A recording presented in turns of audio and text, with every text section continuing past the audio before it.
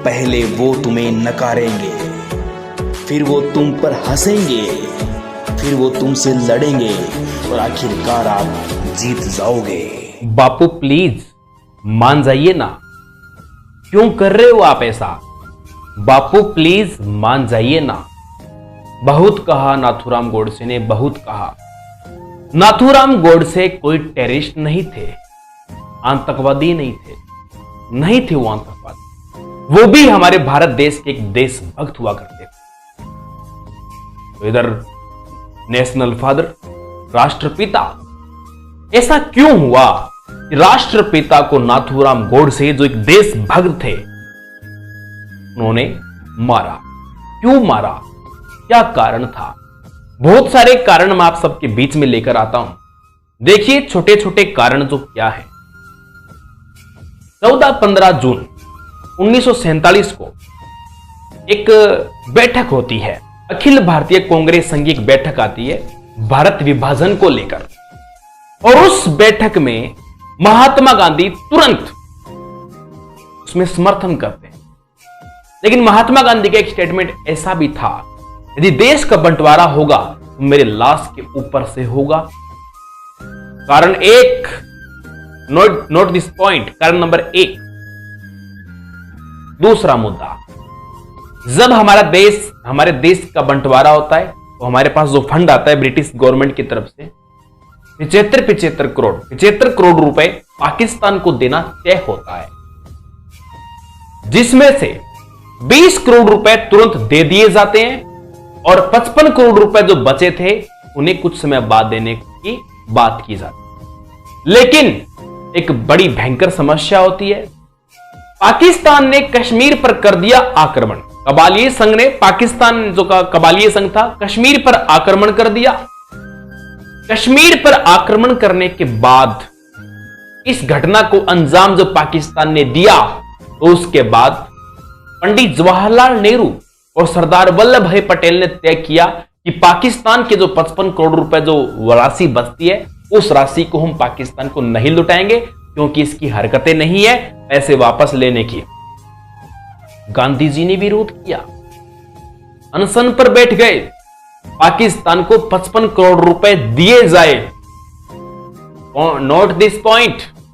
नाथूराम गोडसे ने, बापू प्लीज मान जाओ ना, बापू मान जाओ ना। नहीं माने। आजादी के समय पाकिस्तान से आने वाले हिंदुओं ने हमारे भारत में शरण ली। स्त्रियां थी, बच्चे थे, बुजुर्ग थे, जिन्होंने दिल्ली की मस्जिदों में शरण ली। भयंकर कड़ी ठंड में उन्हें बाहर निकाल दिया जाता है। नाथूराम गोडसे उस मंजर को देखता है, आंसू बहने लगते हैं। बापू ऐसा क्यों आदेश दिलवा रहे भाई? बापू क्यों इनका समर्थन कर रहे हैं, इनको बाहर निकाल? अगला कारण नोट करना दिमाग में, जननी जन तो एड़ा जनजेड़ा राणा प्रताप नहीं जे रेजिम, नहीं तो रेजे बांजड़ी मत गुवांजे रे थारो नूर। महाराणा प्रताप, शिवाजी, गुरु गोविंद सिंह जैसे को अकबर भ्रष्ट देशभक्त बताया। बोला वो तो अपने साम्राज्य के लिए लड़ते थे, हम देशभक्त देश के लिए लड़ते हैं। क्यों? वो उनका साम्राज्य, इनका देश नहीं था। उन्होंने भगत सिंह जैसों पर, शिवाजी पर, महाराणा प्रताप पर और उन्होंने गुरु गोविंद सिंह जी पर सवाल उठाया। क्या सही था? नाथूराम गोडसे ने कहा, बापू प्लीज मान जाइए ना, प्लीज मान जाइए ना। नहीं। सोमनाथ मंदिर, सौराष्ट्र गुजरात का, नोट करना ये बात। सौराष्ट्र का जो सोमनाथ मंदिर है, मंत्रिमंडल ने उसके लिए सरकारी बजट पास करवाया, पास किया। पर गांधी जी ने कहा क्यों? निरस्त करो उसको, निरस्त करो। चलो कोई बात नहीं, ठीक है, मंदिर में पैसा मत लगाओ, कोई बात नहीं, ठीक है, धार्मिक रूप से मत लगाओ, कोई बात नहीं, एक बात तो खत्म हो जाती है। लेकिन दूसरी तकड़ी बात यह होती है कि 13 जनवरी 1948 को महात्मा गांधी आमरण अनशन पर बैठ गए। दिल्ली की मस्जिदों का सरकारी निर्माण करवाया जाए, दबाव डाला, यानी कि जो दिल्ली के जो मस्जिदें हैं उन पे सरकारी बजट दिया जाए, उनके पुनर्निर्माण में दबाव डाला। यह पॉइंट भी नोट करने वाला पॉइंट है। हरि सिंह डोगरा जो कश्मीर के अंदर हुआ करते थे, हरि सिंह डोगरा को कश्मीर छोड़ने के लिए प्रेरित किया, बोला ये मुस्लिम प्रांत है, मुस्लिम क्षेत्र है, इसे आप छोड़ो, इसे त्यागो, इसे आप। दूसरी ओर हैदराबाद के निजाम को समर्थन करते हैं कि आप शासन कीजिए, जबकि आपको पता है हैदराबाद एक हिंदू बाहुल्य क्षेत्र है। हैदराबाद एक हिंदू बाहुल्य क्षेत्र है, हिंदू प्रांत क्षेत्र था, मुस्लिम सत्ता तो क्या हो गया। गांधी जी ऐसे, गांधी जी बहुत महान हैं।